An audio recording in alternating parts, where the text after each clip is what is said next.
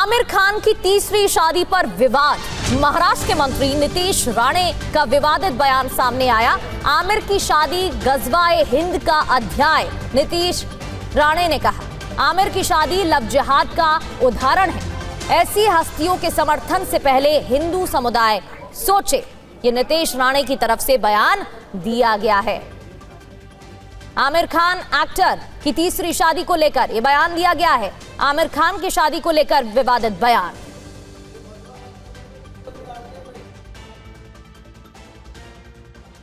इस तरीके की जब सेलिब्रिटी अपनी जिंदगी के बारे में कोई डिसीजन लेते हैं तो हिंदू समाज ने इसके बारे में सोचना चाहिए, ऐसे मानने वाला मैं हूँ।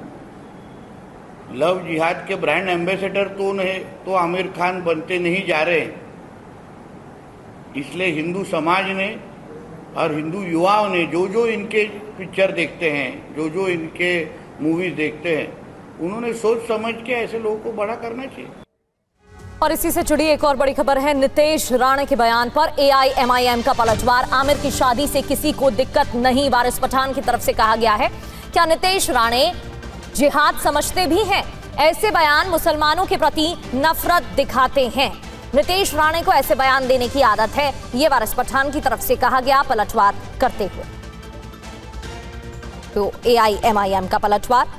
नीतीश राणे ने बयान दिया था एक्टर आमिर खान की शादी को लेकर, इसी पर पलटवार वारिस पठान।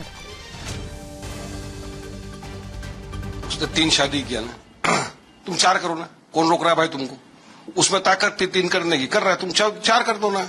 इतने सारे लोग चले गए, किसी को आपत्ति नहीं हुई, तुमको किस बात की आपत्ति हो गई भाई?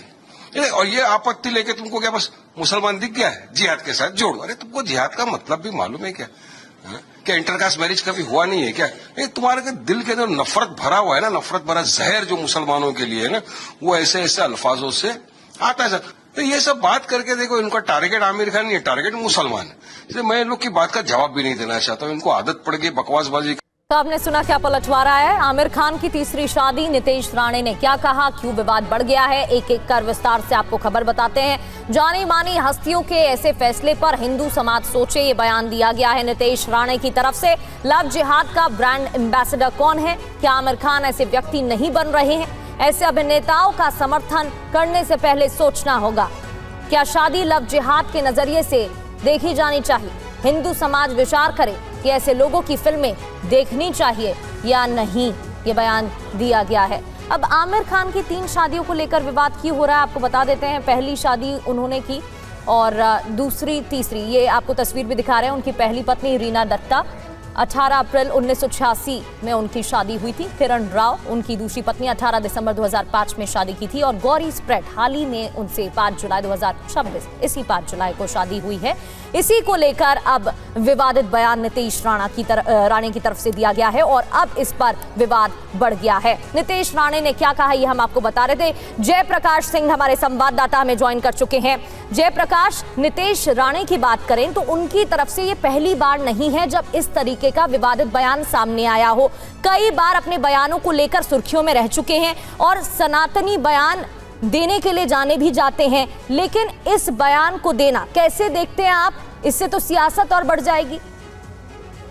जी बिल्कुल, देखिए, आमिर खान ने पहले रीना दत्ता से शादी की, उसके बाद किरण राव से शादी की और अब गौरी से शादी की है। यही मुद्दा जो है नीतीश राणे ने शिरडी में उठाया और अब मुंबई में भी उठाया है। उनका कहना है कि जिस तरीके से आमिर खान इस उम्र में शादी कर रहे हैं, ये कहीं ना कहीं उनके लव जिहाद के ब्रांड एम्बेसडर होने का नुमाइश करता है, क्योंकि जो आमिर खान है वो सिर्फ हिंदू महिलाओं से शादी कर रहे हैं, उनको मुस्लिम महिलाएं क्यों नहीं मिल रही हैं। उनका ये भी कहना है कि गजवाए हिंद का जो नारा है उसको आमिर खान बुलंद करते हुए नजर आ रहे हैं। लेकिन इस पर कहीं ना कहीं बॉलीवुड जो है वो अपनी प्रतिक्रिया इस तरह से दे रहा है कि कौन क्या करता है, क्या नहीं करता है, किससे शादी करता है, ये उनका निजी मामला है, इस पर किसी और को बोलने का हक नहीं है। यही बात MIM के नेता वारिस पठान भी कह रहे हैं और यही बात अबू असीम आजमी भी कह रहे हैं। लेकिन कहीं ना कहीं पॉलिटिकल जो टेम्परेचर है वो इससे बढ़ता हुआ जरूर नजर आ रहा है, जैसा आप बता रहे हैं। बिल्कुल, तीनों शादी हिंदू महिलाओं से की और इसी को लेकर ये बयान दिया गया है। बहुत बहुत शुक्रिया जयप्रकाश आपका जानकारी देने के लिए।